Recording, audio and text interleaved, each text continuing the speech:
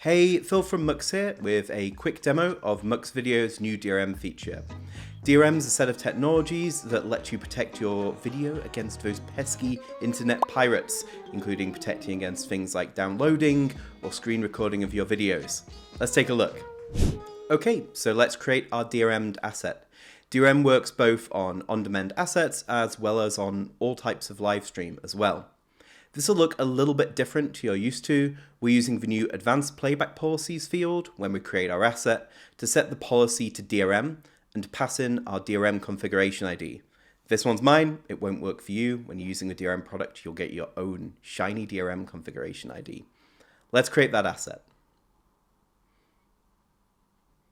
Okay, so that asset's ready.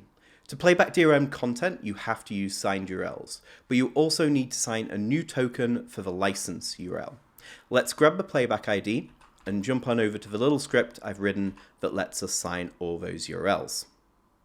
Okay, so we've got all of our tokens, our playback token, our license token, our storyboard token, and our thumbnail token.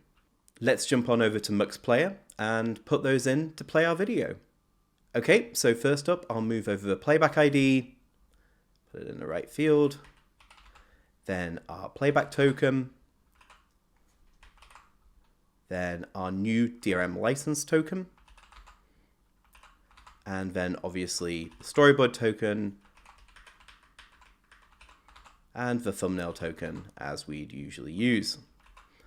Then hopefully, if we hit refresh, here's where we run into a problem. We've just got a blank screen, and that's because I'm using OBS on my Mac to capture this video, so the DRM system's kicking in and blanking it out.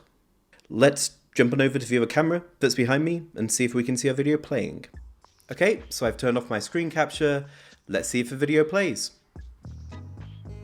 Looks great. So that's DRM.